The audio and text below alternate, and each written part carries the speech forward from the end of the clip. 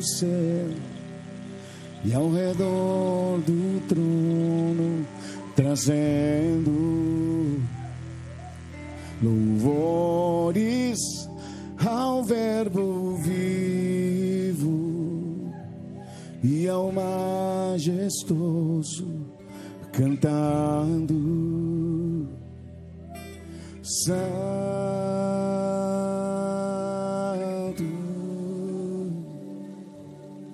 santo,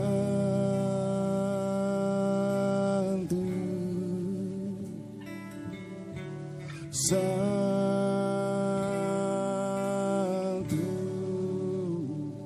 é o nosso Rei.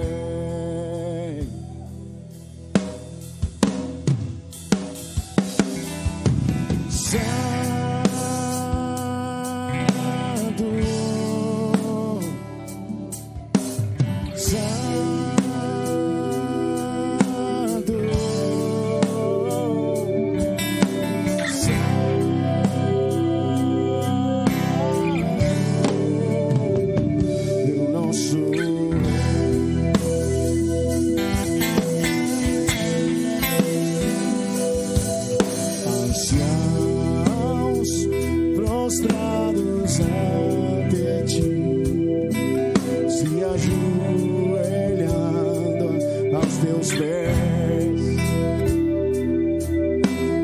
toda criatura da terra se prostra a ti.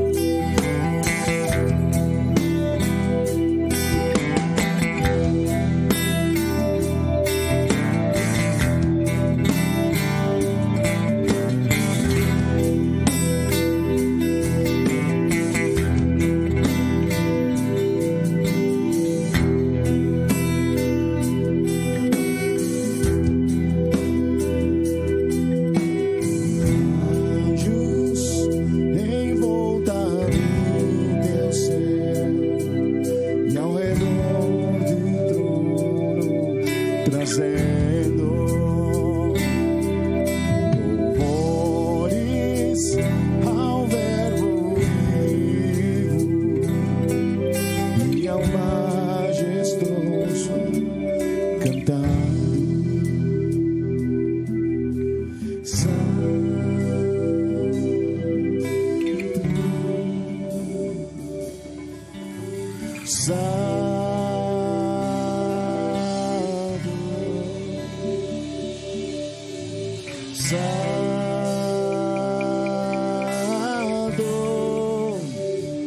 É o nosso Rei. Se você quiser, pode cantar para Ele. Santo,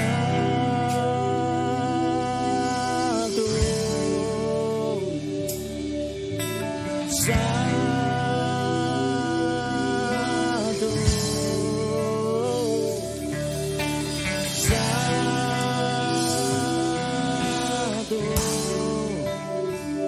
é o nosso Rei.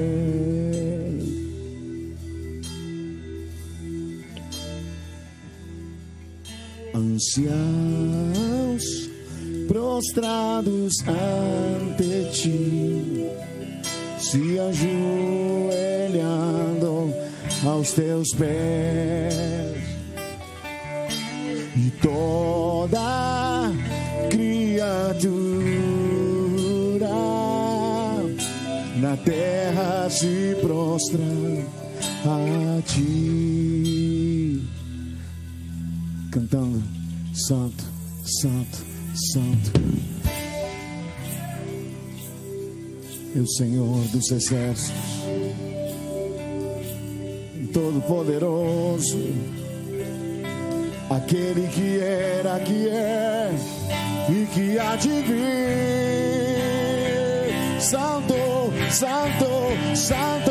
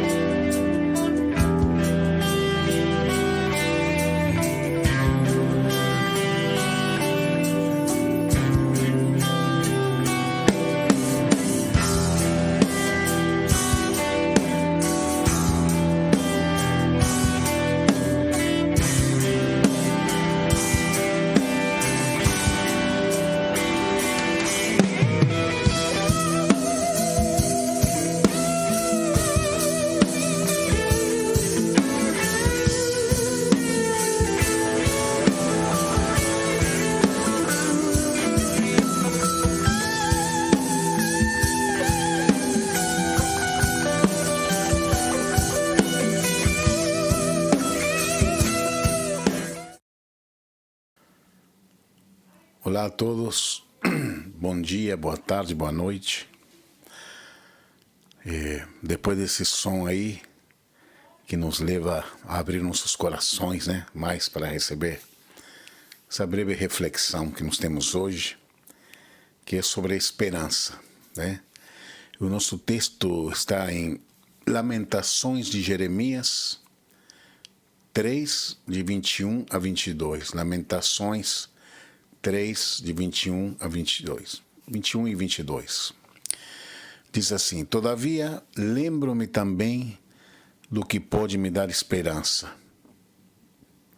Graças ao grande amor do Senhor é que não somos consumidos, pois as suas misericórdias são inesgotáveis. Oremos. Senhor, te damos graças, Pai, por esse tempo, por esse mais um tempo que nós temos aqui para buscar a Tua Palavra, para refletir na Tua Palavra. E pedimos que o Senhor fale aos nossos corações, que o Senhor nos dê entendimento sobre qual é a Tua boa, perfeita e agradável vontade para nossas vidas. Amém. Esse texto é lindo e maravilhoso. Hoje minha esposa me lembrou dele de manhã. E diz assim: Todavia lembro-me do que pode me dar esperança. Graças ao grande amor do Senhor é que não somos consumidos, pois as suas misericórdias são inesgotáveis. Eu estava hoje, nós achamos uns vídeos velhos aqui, uns vídeos de evangelismo de rua lá no Brasil, e outros vídeos de música, congresso, lugares onde a gente estava tocando, e um tempo que Deus se movia de uma forma tão intensa, tão maravilhosa. E quando eu lembro dessas coisas, isso me traz esperança, me traz uma confiança de saber que o Senhor está no controle e quando Ele quiser, Ele vai fazer de novo, Ele vai derramar de novo. Eu creio que nós estamos caminhando para isso, né? Os tempos que vivemos, as notícias nos jornais, os comentários nas redes sociais, tudo que está acontecendo aí tende a nos desmoralizar um pouco, né? Quanto ao futuro, né? Quanto ao futuro das próximas gerações, nossos filhos, nossos netos. Mas hoje quero falar sobre esperança, né? Parece uma utopia falar sobre esperança, mas é real. Né? A esperança não é a esperança que vem de promessa, de vacina, de político, não. É a esperança que vem de Deus, né? Jesus é a esperança dos homens. Em Romanos 5, de 1 a 5, Romanos 5, de 1 a 5, diz assim: Tendo, pois, sido justificados pela fé, temos paz com Deus, por nosso Senhor Jesus Cristo, por meio de quem obtivemos acesso pela fé a esta graça na qual agora estamos firmes, e nos gloriamos na esperança da glória de Deus. Não só isso, mas também nos gloriamos nas tribulações, porque sabemos que a tribulação produz perseverança, a perseverança produz um caráter aprovado, e o caráter aprovado, esperança. E a esperança não nos decepciona, porque Deus derramou seu amor em nossos corações por meio do Espírito Santo que Ele nos concedeu. Lindo esse texto também, eu gosto de usar ele, eu uso ele muito esse texto, né? Esse texto é maravilhoso. Mas voltando a Jeremias, Jeremias escreveu isso, né? Num tempo que estava passando um tempo de fome, de miséria ali.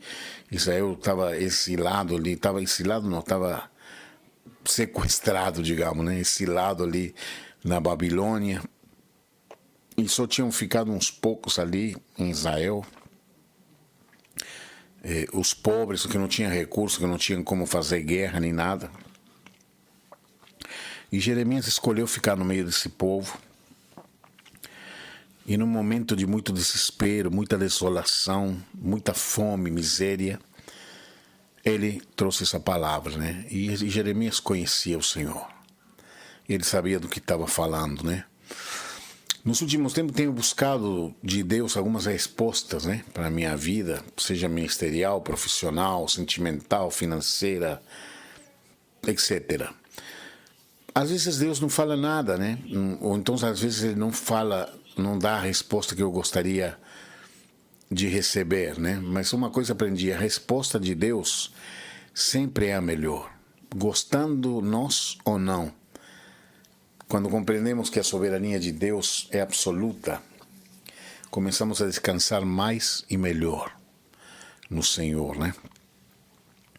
Então, segundo o texto ali de Romanos que acabamos de ler, podemos ver que a esperança aparece quando somos aprovados no nosso caráter. Então, todo esse tempo de tribulação, todo tempo de provação, todo tempo de luta, vai gerando em nós a perseverança, e a perseverança vai gerando em nós o caráter aprovado. E o caráter aprovado, finalmente, vai gerar esperança, né? Então, uma caminhada, é um caminho, não é assim, vou ter esperança, pronto. Não é automático, mas é uma caminhada, né? E à medida que você vai vencendo essa luta, vai passando por esses desertos, vai ficando mais forte, vai ficando mais calejado, vai conhecendo mais do caráter do Senhor, vai conhecendo mais dos princípios do Senhor, você começa a entender como Deus age, como Deus sempre tem essa misericórdia que se renova a cada manhã. Então aí a esperança nasce, aí a esperança ela toma conta de você. E você passa não mais a depender das notícias do jornal, do que o mundo está ditaminando, do que o sistema está dizendo, mas você passa a depender do que Deus promete, do que Deus diz que vai fazer por nós, né? Então, somente recebemos essa esperança quando somos aprovados no nosso caráter. E somos aprovados no nosso caráter quando perseveramos no meio das lutas e tribulação, né? Então pode-se deduzir que um pouco de tribulação é necessária. Um pouco de luta é necessário. Não acreditem nesses crentes que falam que não existe luta, que não tem luta, que crente não pode sofrer, que crente não pode ficar doente, que crente não pode ficar contaminado com um vírus. Não acredite nisso, que isso não é verdade, não. No mundo nos passaremos por todas essas coisas, por todas essas aflições. Mas Jesus falou para termos bom ânimo porque Ele venceu o mundo, né? Então, não é que nós não vamos passar, nós vamos passar por aflições. Mas com bom ânimo, né? Com esperança. Então, eu não sou fã, não sei se você percebeu, mas eu não sou muito fã das pregações extremamente vitoriosas, né? O super crente que não sofrem, que não ficam doentes, que não tem problema nenhum. Isso para mim é conversa fiada. Seria incoerente com as escrituras, né? Quando Jesus disse... Ele diz essas coisas para que tenham ânimo. No mundo vocês passarão aflições, contudo tenham bom ânimo, porque eu venci o mundo. João 16:33.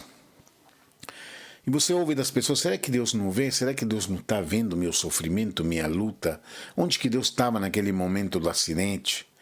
Mas quando você medita nas escrituras, nas palavras de Jesus, né, nessa passagem que ele diz, tenham bom ânimo, eu venci o mundo, vocês passarão por aflições, né, mas tenham bom ânimo. Quando meditamos nisso aí, nessas próprias palavras de Jesus, entendemos que nada foge ao controle do Senhor, nada. A chave está em entender a soberania de Deus. Vou dizer uma vez mais. A chave está em entender a soberania de Deus. Porque aí as coisas se encaixam e podemos tirar proveito de um período de tribulação, de luta, de deserto, de fornalha, como você quiser chamar. Nós vamos tirar proveito disso, nós vamos crescer, nós vamos aprender, vamos ficar fortalecidos, né? Você sabe que para você ganhar músculo, você tem que doer para fazer músculo, tem que malhar, tem que puxar o ferro, né? Como dizem esses atletas aí, né? Você tem que isso dói, vai rompendo, vai abrindo, vai esticando, né? Então, mas depois você fica forte. Depois da dor vem a força, né? Então, eu fico impressionado com a esperança das pessoas pobres, sabe? Dos pobres. Eu sou pobre, né? Mas eu fico, assim, eu cresci num bairro de classe média e tal, lá na Argentina, mas eu convivia com pessoas muito pobres. E eu também, nossa família era família de lutadores, de trabalhadores, né? Que viviam com o justo, né? Então, mas convivendo com o pobre, você fica impressionado. Eu lembro de pessoas que não tinham nada, mas o pouco que tinham, eles não sei de que forma, mas eles abençoavam outras pessoas, dividiam com outras pessoas, nunca lhe faltava nada a ninguém, né? Agora, eu entendo que o pobre vive entrando e saindo de tribulação, vive entrando e saindo de luta, então ele vai se tornando forte, né? Nós temos uma tia da Cleo aí, falecida agora, que era uma mulher que olha, não tinha entrada de dinheiro, tinha um salário mínimo, mas você ia na casa dele, nunca faltava aquele bolinho, nunca faltava aquele cafezinho, aquela comidinha gostosa, nada de luxo, nada demais, mas nunca faltava nada. E é uma pessoa que estava sempre bem, sempre com esperança no coração, né? Então, eu entendo que o pobre, por vivermos tantas lutas, tantas tribulações, é o que tem esperança, é o que vive, o que desfruta do pouco que tem, né? Então vão ficando, como se diz no Brasil, calejados, vão ficando fortes, né? Então, muitas vezes, essas pessoas podem aconselhar outros sobre esses assuntos, a pessoas que aparentemente são bem-sucedidas, que têm tudo, mas na primeira luta se desesperam e desmoronam, porque não tem essa fortaleza da malhação, né? De ter passado pela tribulação, de ter passado pela luta, de ter gerado essa esperança, né? São pessoas que tiveram tudo na mão, muitas vezes se desmoralizam rapidamente, se desmoronam, né? Sem dúvida, a tribulação é um instrumento de Deus, que Deus usa, né, para forjar no seu caráter a imagem e semelhança dele, né? Uma vez estava ministrando numa igreja sobre paciência, né? E uma frase saltou aos meus olhos quando eu lia sobre a ressurreição de Lázaro. Está lá em João 11, 14 e 15. Diz assim: Jesus disse aos discípulos: lhes disse claramente, Lázaro morreu, e para o bem de vocês estou contente por não ter estado lá, para que vocês creiam. Mas vamos até ele. Eu nunca tinha parado antes para pensar nessa frase, que era para o bem de vocês. Estava falando para os discípulos, para o bem de vocês. Aí minha ficha caiu, né? Aí eu entendi. Falei, poxa, aparentemente Jesus deixou Lázaro morrer, parecia que Jesus não estava nem aí, porque as irmãs de Lázaro tinham mandado chamar Jesus para socorrer. Lázaro estava muito doente, mandaram um mensageiro falando, Jesus, seu amigo Lázaro está doente. E Jesus, ao parecer, não deu nem bola para essa mensagem aí, e ficou com os discípulos. Os discípulos ficaram assim meio estranhados, né? E ele lhes disse antes aos discípulos, não tenha medo, porque essa doença não vai terminar em morte, mas é para a glória de Deus. E terminou. Passaram uns dias, Lázaro morreu. E aí Jesus disse aos discípulos, olha, Lázaro morreu. Os discípulos não devem ter entendido nada. Falaram, puxa, você falou que não ia terminar em morte, que era para a glória de Deus, agora fala que Lázaro morreu, né? Aí Jesus disse, mas é para o bem de vocês que eu não estive lá antes. Para o bem de vocês. Então, o que Jesus quis dizer com isso? Ele não curou Lázaro porque ele já tinha um plano muito maior, porque Deus é soberano, ele tinha um plano muito maior, através da morte e da ressurreição de Lázaro, né? E se você ler depois João 11 ali com calma, que é um texto muito bonito, muito rico, você vai ver ali que através da morte de Lázaro, quase toda aquela região ali, daquele bairro ali de Betânia, se converteram ao Senhor. Alguns não, mas a maioria sim, por causa dessa ressurreição de Lázaro. Então, a ressurreição de Lázaro foi muito maior do que se Jesus tivesse curado Lázaro, tivesse falado uma oração à distância, Lázaro seja curado, pronto, como Jesus faz, né? Que ele cura. Mas ele tem os planos, e os planos dele são sempre melhores que os nossos. Então, o que eu quero dizer com isso aqui?